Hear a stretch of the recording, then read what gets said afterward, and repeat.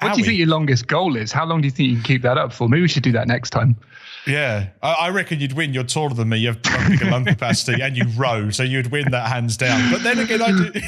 Oh no! No, this is good radio. This is great radio. I don't have that. You have a really nice. I can't do it. Goal. I don't know. Well, I think we found. And welcome now, ladies and gentlemen, to the bonus episode. We've definitely found something to put at the start, I think.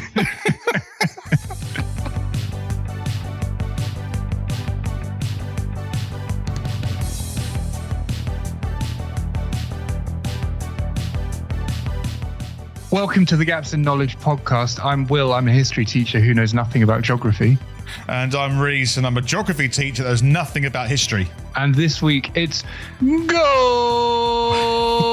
A World Cup special where I'm going to convince Reese not to watch the World Cup with the help of my good friend, Mr. Andy Eagleson.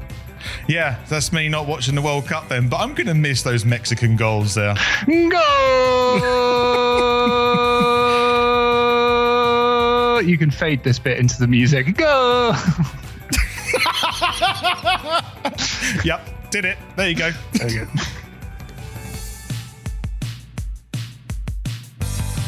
Cool. Ready to go. Okay, and one of you do a nice clap. Wow. There we go. Okay. That's the start, is it? Official. Well, it's just so I can match up the audio really easy later. Oh dear. Okay. So, Will, how do we start this episode? We normally started by saying something stupid. So let's not make this any different. I love using Nepalese workers to build stadiums in the desert, and I think the Qatar World Cup's a good thing. Welcome to the episode. Let's go. This is where we're at. Okay. Excellent. So just to put it into context, this episode, we're looking at the Qatar World Cup because as of now, it starts tomorrow, actually. We will basically, the idea is Will was going to try and convince me not to watch the World Cup. And then we were in a staff briefing on Friday, and suddenly someone came over to me and just started being very assertive about his opinions on the Qatar World Cup. So I'd like to welcome our guest, Mr. Andy Eagleson, to our podcast. Thank you, guys. Nice to be here.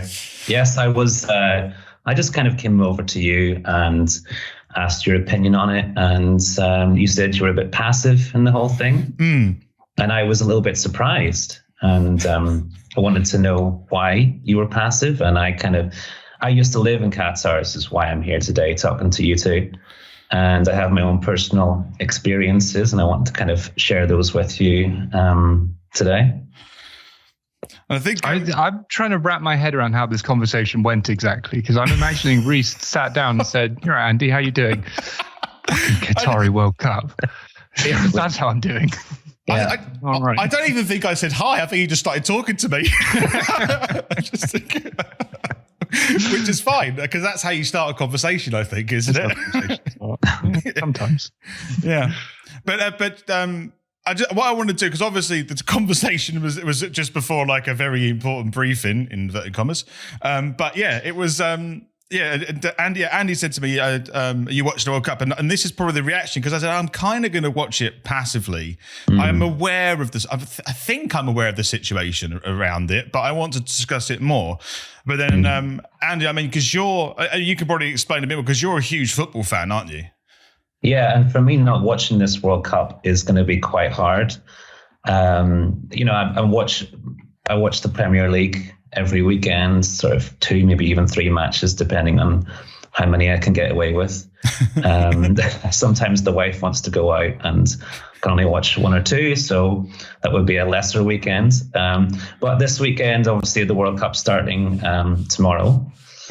And I'm going to find it really hard, as I say, to not watch it. I have my podcasts. Those podcasts from the Premier League coverage, they're turned into World Cup coverage. I'm thinking whether to unsubscribe to those podcasts and then resubscribe after the World Cup, because it's going to be very strange having them talk about it and not having watched the games myself. So yeah, it's going to be really hard. And this, I think, recording this is kind of making my decision final. Not watching it. I wonder how much of an impact myself not watching the World Cup, one person, is going to have. But hopefully I can get the message out today and maybe convince some other people that it's not worth watching and we really shouldn't be buying into this World Cup. Well, that's good to know that you watch a huge amount of football each weekend, because I don't. I watch.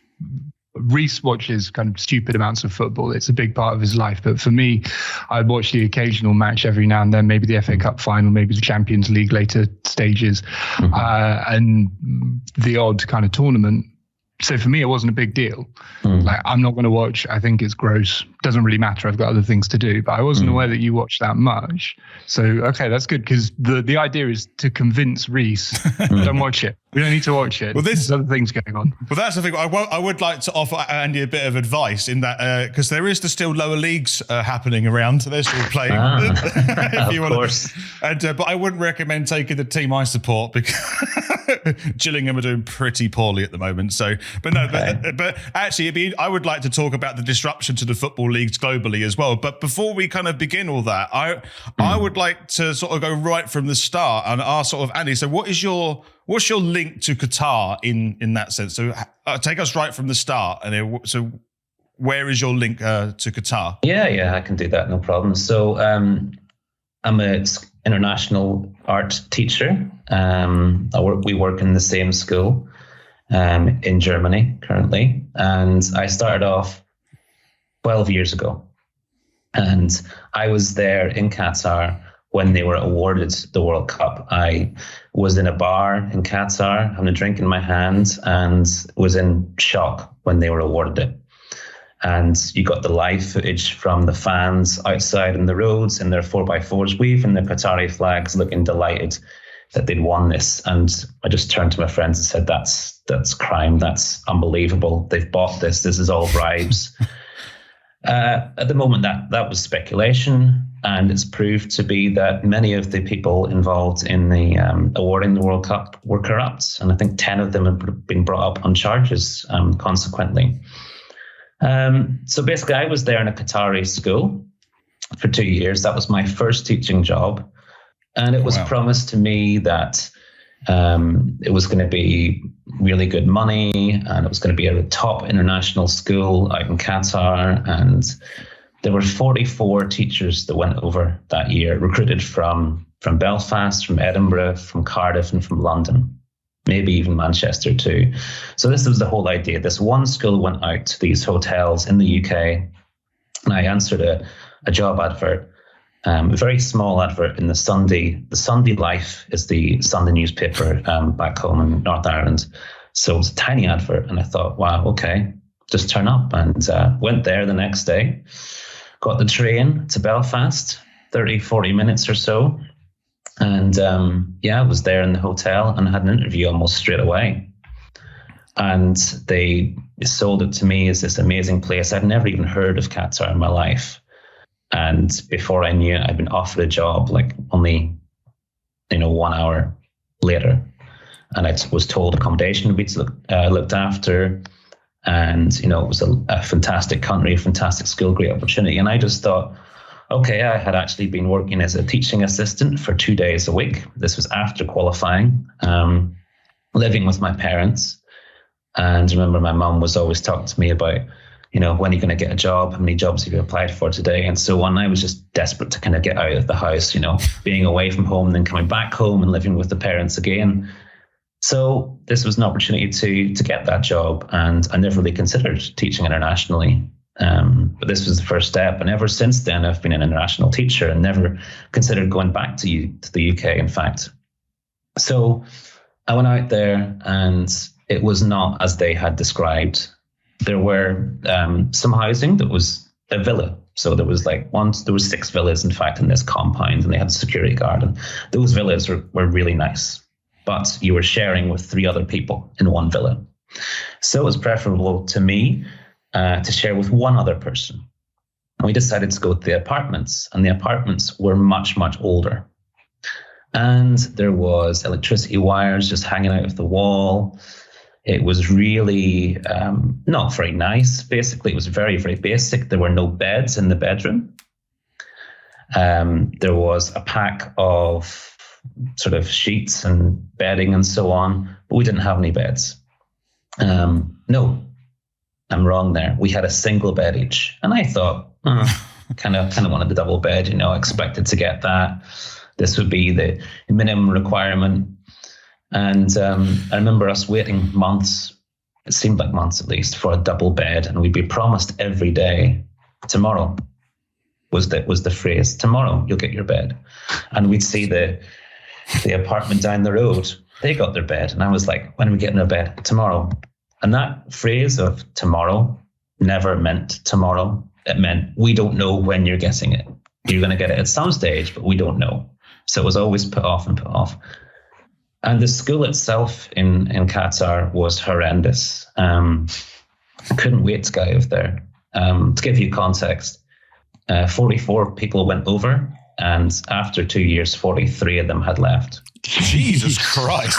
Wow. That's a hell of a turnover, my God. Yeah, unbelievable, right? Wow. What was wrong with the school then? So many things wrong with the school. Something that really got to me were the cameras inside the classroom. What? Okay. Wow. Okay. So they said the cameras there were for security, to protect the teachers. From what? Yeah. From what exactly? Nothing. There was no reason. From heat stroke. No need. We had aircon at least. That was one positive thing. Okay. But in fact, what was being done were lesson observations via camera. Oh my God! And do you know who was observing you? We knew there was a lady in the office who looked. I saw in the office once all these cameras. Like a kind of security desk from a crap spy movie. Exactly. Oh, God. Very high tech, loads and loads of cameras. And this lady would have a tick sheet, and she would do a lesson observation via a tick sheet. And as I was told, you wouldn't know when you were getting your lesson observation because the camera was always on. And oh my God, you would literally have to get a certain amount of boxes ticked. And if you didn't, they take money out of your wage at the end of the month. That's insane. Wow. That, it just reminded me of of the speed cameras in Australia, where you never know where they are. So so you have to stay completely under the speed limit all the time. But that's okay because you might kill someone. But in the classroom, that's obscene. It is, isn't it? Wow. That was the norm. So that was bad enough. Then they talked about putting cameras in the staff room. Oh my God. So we had a kind of a prep room in between the two art rooms, and the head of department said, no, this is absolutely not happening. And she fought against it vehemently, and it didn't happen. But it did get put in the English department. Very, very narrow room with a big desk in there, and you could barely even get down each side of it without sort of tripping over. And that meant that you couldn't vent about what was happening in the school. You couldn't speak to your colleagues, or else you were so paranoid about them overhearing something, about saying something negative about the school, you might have your wages taken off you again. Oh my God. And did that happen to people? People had their wages docked and regularly, very often. In fact, there was a friend of mine, I don't think he was ever paid his fee, his normal monthly wage. His fluctuated so much. Yeah. Mine was always paid on time. So I must have been doing okay in terms of teaching and not criticizing the school. But in fact, we did that in our prep room. Right. So I was able to vent in there. There were so many things. I remember if you were late to school, there was a certain policy, and I probably have the piece of paper still with me to this day. And if you were late by 5 minutes or more than 2 times in the whole term, you were docked a quarter of your day's pay.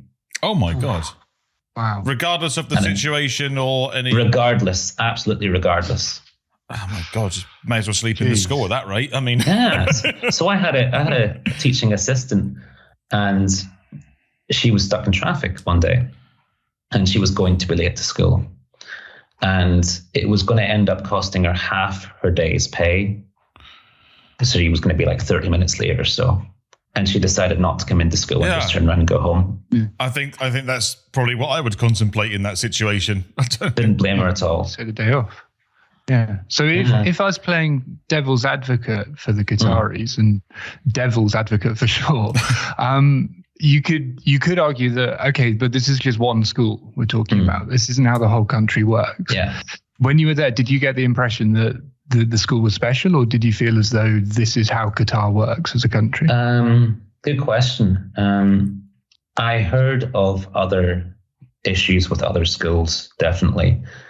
I think I got it the worst. I was in the worst school in the whole of the country. I was paid about half the amount that a fellow teacher was being paid in a different school. He had 2 years more experience than me. But again, half the amount was just absurd. I got laughed at when a Qatari man once asked me how much I was being paid. I told him. He laughed at me. He said he was convinced I was joking. I told him I wasn't. He said, "Come on, work for me. I'll give you double that." Oh, wow. Did you contemplate it? Did you think about it? Yeah, I mean, but the kafala system, that's something we need to get onto, doesn't allow you to do that. Okay. It doesn't allow you to switch jobs, or at least didn't when I worked there. It doesn't allow you to switch jobs in Qatar. So you actually have to leave for 2 years before you're allowed to come back to Qatar to a different company. So is this tied up with your visa then? Is it? Yeah. We had our passports taken off us as well, by the way. I was going to ask that as well, because that's something you hear about migrant workers all the time. Yeah, so you just no freedom of movement then. You're stuck. So, and to give it context, if we wanted to go on holiday, say we had a week off school, I couldn't afford to, because not only wasn't I paid very well, but you had to leave a month's salary with your employer as they called it insurance, that you would actually come back. Oh my God. Wow. And I could never afford to leave a month's salary and also go on holiday. So then I went home at Christmas in the summer. I'd saved up for that, but I never visited Bahrain or UAE or Dubai or anywhere like that. I couldn't afford to. Wow. So in terms of planning your life around that must have been quite a strain. I could understand why you wanted to get out of that place. You said that you for 2 years. Is that right? Yeah. So it was I believed then, I think it still was a good move, that I had to be in a school for 2 years to sort of show, look, it was my first school. It'll look much better on the CV. It'll be able to lead me to a better school in the future. And so I tried to get out after a year. And I remember meeting with a school from Jordan in a hotel in Qatar. And we had a cup of coffee together, the principal and myself. And he said, "Are you under contract with the school?" I said, "Yes." And he said, "Well, we can't take you because we wouldn't want to take someone under contract with another international school." So that was my escape route, and it didn't work out, unfortunately. And I came back, and I remember the head of primary at the time, he says, "So you're back?" And I'm like, "Yep, okay. Back, to do it all over again," unfortunately. And many people left after the first year. Wow. So I just to sort of conclude that, your experience, your personal experience and professional experience of Qatar was, awful. I can't find another word. I mean, we're not far off human trafficking here. Yeah, right. You signed up willingly, but you didn't get what you were offered, and you weren't able to leave. So it's not far off human trafficking. Yeah. Yeah, it was much worse than I expected. Certainly the standard of living wasn't what I expected. The school wasn't what they had advertised. To give you another idea, what happened was I actually left 1 day before the end of term because the flights were cheaper to go home for the summer. And on that last day of term was the negotiation of your wage in year 2. So in order to get people to stay at the school, they would have to offer them more money because they knew teachers wanted to leave. So I was paid about, I think, 6,000 a month. And I was to negotiate a little bit more to come back, but as I say, I wasn't there. So I came back and I was being paid 6,000 a month in year 2, whereas my other colleagues, they might be paid 8,500. Oh, wow. And I went to the principal. I said, look, I wasn't here. We didn't manage to negotiate this. Can we sit down and negotiate how much to be paid this year?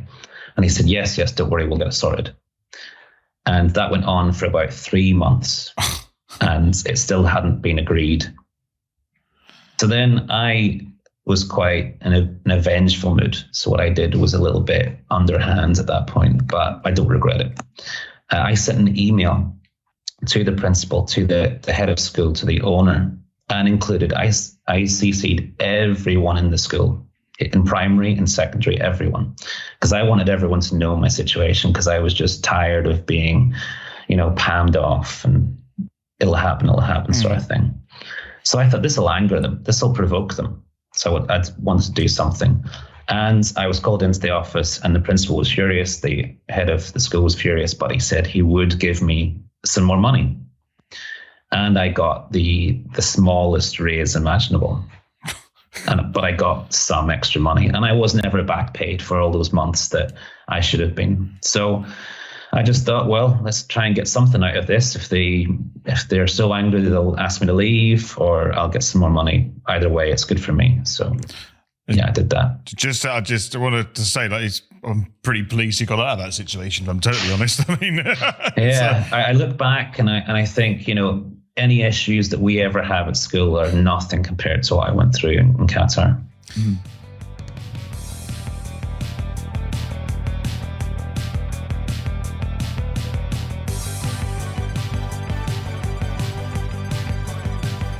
So I want to move on and talk a bit about the World Cup now. You've kind of set the scene of what it was like living in Qatar, and sort of, I mean, we're going into the realms of human trafficking, as Will alluded to, which is absolutely, does sound like it actually.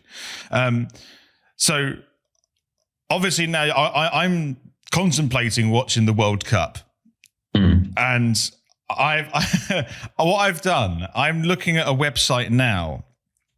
And it's the Qatar 2022 World Cup website. It's obviously been pasted loads with about FIFA, and it's all been properly made. But I'm on a part of the website which is its sustainability, and I just want to run through a couple of pointers here, and to see what you think of them, and if you have any more information to contribute to it. Because, so for example, there's an environmental tab, and it's suggesting that when it says here, preparing for the Qatar World Cup is a huge task. There are massive construction projects are carefully monitored and controlled to minimize the impact on the environment. And one of the things they're suggesting here is that they're using recycled water is their biggest thing, to be able to create lots of green space and green parks. I mean, but we all recycle water. Isn't that how water works? That's that's like year 6 geography. Even I know that. Well, exactly right. So that's one thing. But this is the bit I can't get over, is they're developing lots of green spaces in Qatar. Isn't it? It's a desert. It is a desert. I mean, it's the desert, and they've even created. I remember seeing the billboards for Lusail City, and I thought, oh my God, they're actually going to build a city from the desert, and I just couldn't get my head around this. And they have, in fact, completed a new city from nothing. So that's not environmentally friendly to change the landscape, is it? No, not fantastic. Why are they doing that? What's the idea behind that? Is it just to show off we're better than the desert? We can beat the power of the earth? I think so. I think honestly, it's flexing. It's flexing their financial strength and to say, look, we can create anything we want here. But it's such a shame, because Singapore do that, but they do it in a very free trade way. And that's why they've become so wealthy, and they're relatively pleasurable to do business with. But Qatar seem to do the opposite, and look how strong we are. We can destroy the land and everyone else as we live on. It's what it seems to me. But What was the World Cup fever like when everyone found out the news, like that Qatar was going to be hosting the World Cup? What was your first initial reaction to that? Well, I thought, well, how are they going to build all these stadiums they need? There's no infrastructure here for it. It's just absurd for it to be given on fair grounds, on grounds of it being a better location than any of the other competitors at the time. So they've had to build the railway system, the metro. They've had to build a new airport. They've had to build all these incredibly expensive stadiums. And my real issue with the World Cup is the deaths of the migrant workers. That's my big thing, and that's something I saw firsthand. The buses packed full of migrant workers and the heat that they'd have to work in. And it's a really interesting fact. I don't know if anyone knows this. It's not something I've found in my research, but I remember being told it when I was out there. In the summer, it would get up to about 45 degrees. Holy moly. And this was a temperature gauge I saw in the car of one of my friends. But officially, it was 39 degrees. So the Qatar the news reports on the radio says 39 degrees today. And they would do that because if it got to 40 degrees, the workers weren't allowed to work. Right. So they lied and they said it was 39. However, in the car it was 45. That's insane. Like to bend the temperature to force people to work. They lied, and that's the thing. They'd lie constantly. They lied to me. They lied about the temperatures. I do not trust the people in charge in Qatar. I don't trust the authorities whatsoever. Mm-hmm. But one of the facts I've read here, because as an article I read, it might be wrong there, it could be updated, but it's up to 6,750 migrant workers have perished in the construction of the World Cup since 2010 when it was announced. I mean, if you just when I see a number like that, I just think of like a regular natural disaster that might happen. There might be like an earthquake, or there might be a volcanic eruption, and it's always said, 150 people in Mexico, for example, have died in a recent earthquake. Oh, that's terrible. But then if you take that number, 6,000, nearly 7,000 people have died during the construction of a football stadium. Like that alone is horrific. It's a horrific figure. It's a horrible figure. It makes me incredibly angry to hear that. Another little thing I heard, again, I don't know if this is entirely true, but I wouldn't be surprised if it was true, that workers back in 2010, they had to choose between the boots, the steel toe cap boots, or a hard hat. They had to literally choose between those two. It wasn't a safety thing. It was like, you get this or the other one. And you mentioned that you would see buses of migrants workers being shipped around to go and work on project. That was going to be one of my questions. Did they hide it, or was there a sense that this was going on in a kind of underlayer, or did they try not to let people see it? I think it was fairly visible because you would go to sites where the migrant workers were. You would see them on their buses on the road and so on. They didn't advertise it. I don't think they particularly kept it hidden at that point. Because the world's media wasn't on them, but you could see it quite easily. You wouldn't see the migrant workers around in the malls. It was one of the big things to do was going to the mall. Was the activity. It probably still is now. There's maybe 2 or 3 of them, and you would literally just go around in this air-conditioned mall. You'd almost need your jumper for that. It'd be so well air-conditioned. And the Qataris would go in, spend their money, and I would go in and I would look because I didn't have the same money as them. And you didn't see the migrant workers because they don't have the time off. They can't afford to go in and buy anything. So it's really weird. I mean, I understand why people are forced to migrate to other nations to look for low-skilled work because it hasn't been successful in their native land, but like it seems just completely unbelievable. Like just the taking the passport away from you, I can never get over that. It's something which is still like I don't understand it, and I can't imagine the fear you must have. I mean, happened to you, your passport's taken away from you. Like, that's terrifying for me. Like, that's horrible. Like, I wouldn't. Yeah. That would be the first. If that happens to me, if I walk through the door, I'd be like, I want to get out of that door instantly. That's not one thing I mean, that was basically how I felt. And one of the guys at the school, an Indian man, Indian men were typically sort of at this management level, but sort of very low management. And I remember going into the office, and we all tried to get our passports back, of course, but I developed a technique that I thought would work. And I talked to him about his family. So I became friends with this guy. And I was genuinely interested in his family, but it was also a tactic to get my passport back. And I heard it worked for one other person. So I talked to him about his family, and, was actually genuinely interested at the same time. I said, look, can I get my passport back? I just want to photocopy it. And I took it and never gave it back. And that was just one of the things that we had to do. I felt like it was necessary at the time. Just the fact you have to jump through so many loopholes to do something like that is crazy. I just want to read one thing. So you're talking about the conditions of the workers. So on the Qatar FIFA World Cup website, they talk in the sustainable section. There's about human resources, and one of their little tabs is about protecting our workers. And I just want to read out to you, and I'll see your thoughts on it. So it says, our workers' welfare program promotes lasting human development. Ensuring safe working and living conditions for Qatar 2022 workers lays the foundations for their prosperity, while the training and social opportunities offered allow workers to prosper in both their professional and personal lives. We will leave a sustainable legacy of higher standards and best practices, giving workers a voice and a better future in Qatar across the world. Did they think they were going to get away with this? Or did they not care? Like, did they think that people weren't going to notice? I don't think they care, honestly. I just don't believe a word they say, because the reality is so different, and workers are afraid to speak up about the realities there. I wouldn't have done it when I was there, because me needing the job for my future development, as they say.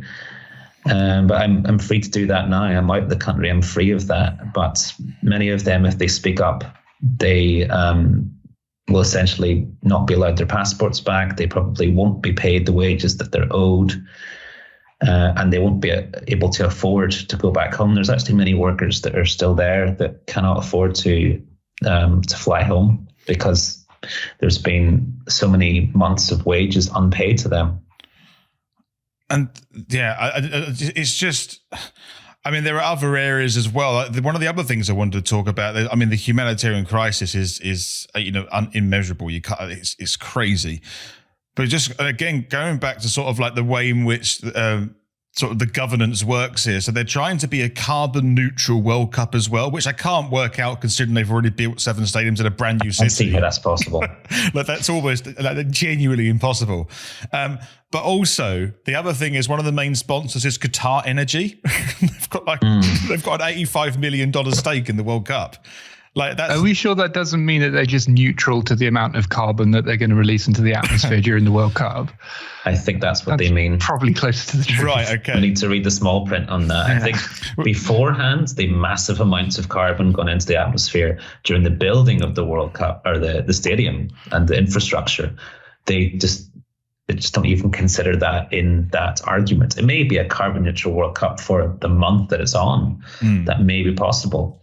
But it's like, look over here all the time to this good point. And let's not even talk about all this negativity that happened before it.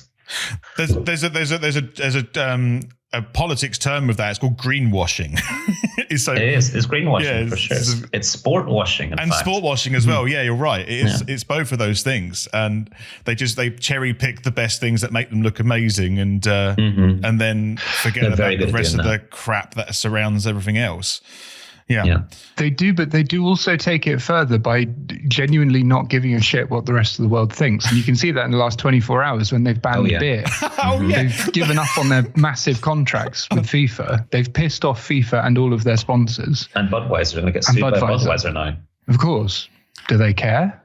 Nope. Doesn't seem like it. Because what they get sued by Budweiser is small change to them. They've got so much money, they don't care. Oh, and see, that was news to me. Someone told me yesterday about them banning the alcohol. So they've encouraged all of the fans to come through, and they've encouraged them that there'll be alcohol. You'll be able to have a normal experience as a World Cup, and then they just axe the alcohol. I mean, if anything, all I could think was any England fan that goes, that might do them some good, actually. Like generally speaking, fewer pieces of plastic furniture being launched across park squares, I guess. Also. Let me interject there. Yeah. It used to cost me about £7 for a beer in the hotels in Qatar, which I thought was extortionate, first of all. Now it's going to cost you £12.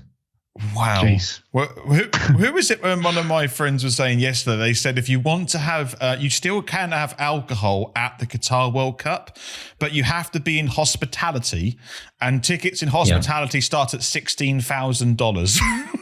Yeah, wow. It's quite an expensive beer, if you ask me. Mm-hmm. The power struggle that this represents, I remember for the South Africa World Cup in 2010, which itself was not free of corruption by any means, but I remember there was something in the news where FIFA had set up their own FIFA courts for the stadium grounds. So if you commit a crime on stadium grounds, you will not be arrested by the South African police. You'll be arrested by FIFA police and put on trial by FIFA. They created their own little kind of Holy Roman Empire style fief within South Africa. But now they can't even sell beer, which they've got a contract of probably billions of dollars to do. Mm-hmm. The Qataris are putting on a massive power show here. So it's not just they're trying to kind of sports wash everything. It's that they're trying to dominate everything, it seems. And if they were smart, they'd allow the sale of beer, because that would gain them more money.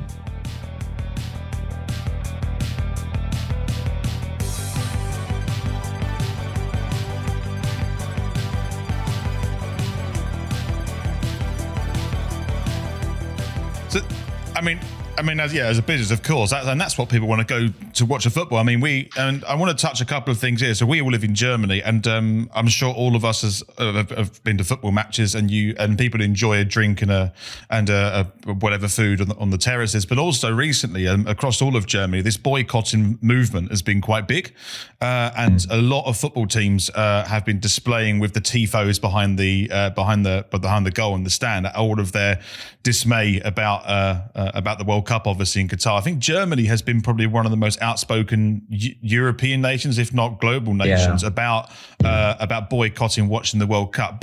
And this is my question, because even in the city we live in, which is Duisburg, they did a big protest of it recently as well in the stadium. But my big question here is, like, realistically though, how many people will actually watch boycott the World Cup? Because if Germany are in the semi-final, this is what I'm genuinely interested to see, is how many people will actually commit to their boycotting mantra that they're going with.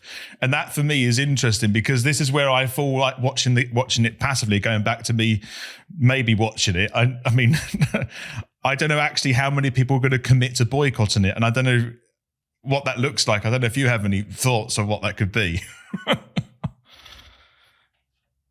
I think in terms of boycotting anything, I think I was speaking to my wife earlier this morning before this, and we were talking about turning the head, sort of, not looking at something, getting beyond it basically. And it's harder to do in some areas. I think, if we buy an Apple computer, we're probably aware that it's been made by children, perhaps, or by people not paid very much money. Now, I myself haven't seen that firsthand. However, I have seen the migrant workers firsthand, and I was a migrant worker, I suppose, but I wasn't treated as badly as they currently are and have been. So it's that firsthand experience for me that really pushes me to not watch this World Cup, versus buying an Apple computer, or buying clothing from Zara that might have been made by underpaid workers, or so on. I think we all have to look a certain way sometimes to even get through life, don't we? Or else ethically made clothing, for example, is very expensive. I think we can't afford to do that. So it's tough in that regard. It's like, if we don't watch the World Cup, should we then not buy an Apple computer? Should we not shop in Zara? Should we not go to all these, these big companies and buy their products? I mean, it's a tricky one. I mean, actually, what you're pretty much describing is that, like, the world is a pretty horrible place, mostly. Yeah. And fairness and justice is really not shouted too much. And I'm sure historically that's probably happened as well, Will, right? A little bit. But actually, what is interesting is we might think that the past was a better place with regards to things like human trafficking and slavery and labor rights. That we live in a better world now, and it was worse 100, 200 years ago. But actually, there are more people in slavery today than there have been at any other point in human history. There are about 40 million people in slavery today, and that has simply never been the case. So the world is not necessarily going in a good direction, even if for us in the West, our quality of life has increased throughout the last 1,000 years. There are still more slaves than there ever have been. Yeah. And I think we have to remember that, don't we? We have to remember how different our lives are over here versus the migrant workers in Qatar. And I think the thing is, this is bringing attention on Qatar, which is a good thing, and it's maybe forcing some change. But I just don't believe that change is going to be sustained once the attention is not on Qatar after this World Cup. I just have no faith in their rulers and their laws and what they say because of their history of lying to us. So that's going to be my follow-up question, actually, sort of looking towards the future, because we know the World Cup's going to happen. It's and I just want to touch on, I think, if you experience something, of course, you have much more of a personal connection to it. So I can understand why boycotting it might be an easier decision for yourself. But that's why it's important that you share your understanding and your experience of it. But I wanted to talk about, after the World Cup, how do you imagine the Qatar World Cup? What would its legacy be? What would the Qataris want the legacy to be? But in reality, what will happen? I don't know if you have any foresight or ideas of what that might happen in the future. I don't think the Qataris really care what the aftermath and what the legacy is of this World Cup. I think, honestly, they just see it as being able to go to the World Cup, to be sat in an air-conditioned stadium, to have their drinks, to have their snacks in a really comfortable seat and not have to travel very far to watch it. Honestly, I think it's just going to be very easy for them, and it's a thing to watch basically live rather than on TV. And it's all going to end, and then you're going to have these stadiums, and they talk about one stadium where they're able to move these shipping containers and move them elsewhere and so on. But that's one stadium out of all these stadiums that they've built. And what use would they have with all the other ones? This is just to put on a spectacle, and then they'll be forgotten about. They don't have football teams big enough to fill them over there. They have a few teams, but, they're not going to have, the migrant workers cannot afford to go and watch a match. They don't have the time off to go and watch a match. So you're really relying on the 300,000 Qataris versus the 2.7 million migrant workers that make up the workforce, essentially. That's mad, that population imbalance as well. Jesus Christ. Yeah. I don't know if you've seen the population pyramid of Qatar. It's just strung to mind, but it's heavily weighted into the male section versus female section of Qatar. And actually, that a lot of Middle Eastern countries seem to have that as well. And I think that is because it's populated mainly by male migrant workers across the world. That's right. Yeah. That's right.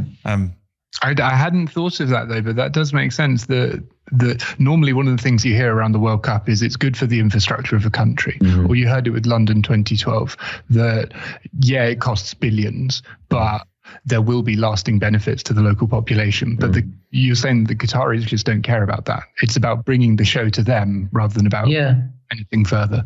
Yeah, I don't think the infrastructure is actually necessary, because the Qataris that go around in their 4x4s racing on the roads. And seriously, it's either 4x4s or it's Nissans. It's the one of two cars. And it's really about showing, this big dick energy sort of thing, where it's like, right. look how big my dick is. These mad 4x4s. And there was times where there was crashes, and it's very, very dangerous to drive on the roads there. And in fact, I don't even know if you need to have a license out there. I think the police the police will look the other way. And even if you were to ever get in an accident as a migrant, as a non-Qatari, you would be at fault 100% of the time. And there's many people that have died on the roads out there. And that's it. They don't get any justice. That's just done. It's horrible. I don't even know the point I was. I was talking about originally. Now I'm just annoyed. I'm just remembering different stories and different things that happened when I was there. I think we want the emotion. That's really it. I think so. It's convincing me a lot more now, I have to say, not so much. Yeah, it's just bad across the board, essentially. And so the question is, therefore, what do you do with that emotion? Like, what are you going to do instead of watching the World Cup? Are you going to be aware that it's on but turn your eye, or are you going to completely ignore it for the next month? Well, obviously, talking on here, I think is a good step. And then we have the debates in school, and hopefully I'm going to convince some of the people at school and using my influence there. I'm having that debate next week, and I'm going to do a research, and these are boys who are big football fans as well. And hopefully we can at least inform them about what's happening, and they can make their own decision. Not to piss on your chips there, but I had a discussion with some of my year nines this week about chemicals in the food supply and the accumulation of kind of what's the mercury in fish stocks. And I asked them at the end, okay, so now are you worried about chemicals in the food supply? And they're all like, nah, whatever, who cares? It's literally going to kill you. Yeah, whatever, who cares? So wow, I hope you have more success than I did. Yeah, that's a bit disheartening, really, isn't it? Jesus Christ. Well, if you maybe not year nines then. Might be aim a little bit higher. Well, I have year 13, so they're hopefully a little bit more open to that. It's difficult because I want to be able to get this message out a little bit more so, but it's hard to know what to do. I want to be able to give money to charity, and it's hard to find charities that are directly set up for the families of the migrant workers, because that's another thing. It's the families of these men that went over to Qatar and died, or these men that have gone back home and now cannot work because of their injuries sustained on the construction site. We need to help them out. They've lost their breadwinner, essentially. They see them going over there and they come back in boxes. Yeah, and on that, I saw a really disturbing statistic this week, which is that of all of the migrant workers from Nepal, 1/5 come back with such serious kidney issues that they need dialysis or a kidney transplant because they're just not being given the water. Their kidneys are breaking down. 1 in 5. It's insane. It's 20%. It's just not normal to work in those temperatures and carrying boulders around and literally back-breaking work, and they're being destroyed. Isn't that how they built the pyramids? I think that's not similar. actually. That's not how they built the pyramids. They paid them a fair wage. They built them houses. We've got kind of hieroglyphs written on these houses saying lived blah de blah. He was paid this much beer and this much bread every day. Okay, it could be like 6,000-year-old propaganda, but it does appear that they were proper wage workers from Egypt. They weren't bussed in as slaves. So it's worse than the pyramids. Wow, we're treating them worse than the people who built the pyramids. That's incredible, isn't it? And the last thing I kind of want to talk about is I read. I was talking to another colleague of ours. She read that Manuel Neuer, the German captain and goalkeeper, will refuse to play if he can't wear the rainbow captain's armband whilst playing obviously for Germany. But that, on top of everything else, I mean, this is another thing which I don't understand why FIFA have gone in and said, because I suppose FIFA's argument is always we go into a country to try and make it more inclusive and fair for everyone and accessible. But then obviously Qataris is known for not being at all an LGBTQ friendly nation. So again, it's just another step for me for FIFA in the wrong direction. And I think, Will, you said it's bad for football, not bad for Qatar. And I think you might have said it that way round. Yeah, there was a joke on Family Guy about Christian rock where Peter Griffin said to a Christian rock band, look, you're not making Christianity any better. You're making rock a lot worse. And that's kind of how I saw this. You're not making Qatar better. You're just ruining football. This isn't what people want. Yeah, I mean, to look at the gay rights and their stance on that, that's just another thing that we can look at to add to the argument that you should not watch this. But for me, the argument is so strong to look at the rights of the migrant workers. We don't even need anything else. Yeah. Because it's just overwhelming the amount of stories and evidence we have that this is going on. No, you're absolutely right. One issue in isolation is enough to consider boycotting or raising eyebrows or red flags. But the fact there's so many different issues which are linked to this World Cup is a wonder. Well, it's not a wonder, but it's absolutely obscene that the World Cup is being held there in the first place. And I mean, we know why it's being held there essentially because apparently you can't buy stuff like that. Yes, and as you said before, it's totally illegitimate. 10 out of the 22 members are in jail and a further 6 have been implicated in corruption. So that means 6 of the voters in the World Cup where to allocate it in 2010 were legitimate. The rest were not. All 16 were not. So it is an illegitimate World Cup, therefore. Yeah. Well. Question is, though, and this will surely be in the back of the mind of a lot of our listeners, will it make a difference? If I don't watch the World Cup, is it going to make a difference? Do you guys have any opinions on that? Yeah, that's something I struggle with, and I don't know if myself or yourselves not watching the World Cup is going to make a huge difference. We're only going to be 3 people down in the viewing figures, so no, it's not. But I think what we need to do is to kind of question our morals and to sort of think, can we look the other way on this? And I think your listeners need to do the same and think, can we look the other way and not watch this World Cup, or do we watch it with this knowledge of what's happening and just overlook it? Because I'm sure it's going to be on the pitch a fantastic World Cup, and I'm gutted that I'm going to miss it. And I'm making this choice myself, and I'm not being forced.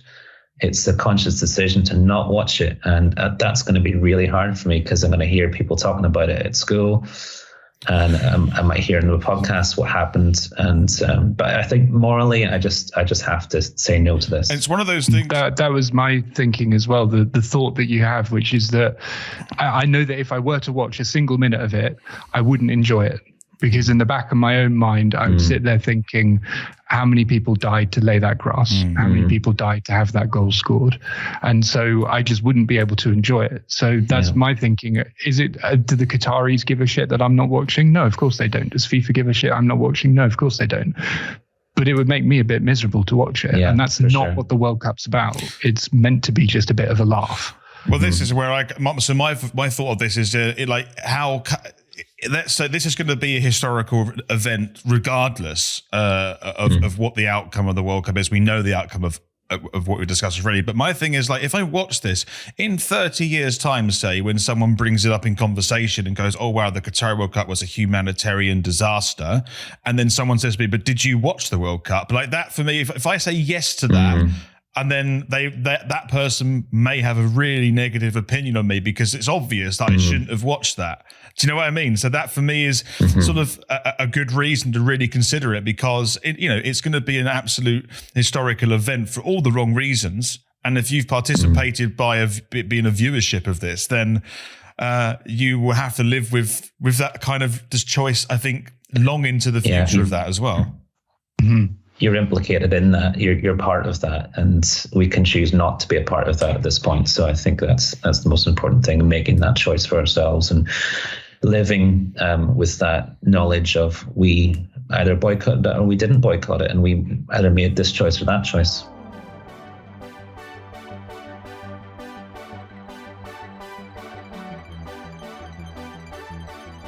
That was a really nice way to, I think that was a good natural end, was it not? I don't know. yeah, it was. Yeah, I don't think there's anything more to add. I don't have any other questions. No, neither do I. Should we do a bit where we say thank you and all that stuff? I think we should do. Yeah. Because Andy's give up a lot of his time for today. Nah, I'm just going to hang up, right. Actually, whatever. Thank you, Andy, for coming on to our podcast. And I think pleasure. I just think it's really refreshing. It's nice. We've not done an episode really like this before, but we're really pleased that you've been able to really share your experience and your decision to boycott it. And I hope that someone at least listened to this, it considers what we've discussed and what you've talked about, and hopefully they can use that to inform their own decision making about whether they will watch the World Cup or not. So thank you ever so much for coming on and sharing your views and your experience in Qatar and the World Cup. Well, thanks for having me, guys. It's a pleasure being on my first ever podcast.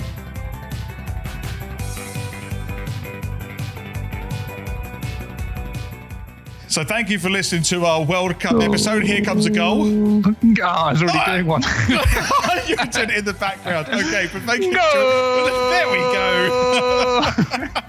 But thank you for listening to our podcast, and a special thanks to Andy Eagleson, who helped us out with this podcast as well. We may have him on another time throughout this World Cup period as well. But if you would like to reach out to us, you could do so on Twitter at Gaps Podcast. Well, we don't know if Twitter's going to if we're going to exist. Then firing employees left, right, and centre, or they're just walking out. See what happens. And you can also search for our YouTube channel, Gaps in Knowledge Podcast. You can find us on there as well. And you can also email us gapsinknowledge@outlook.com, or look us up on Facebook. Just search for Gaps in Knowledge Podcast, if Facebook exists. Is anything going to exist? We hope the World Cup doesn't. Yeah, exactly. Welcome to the end times.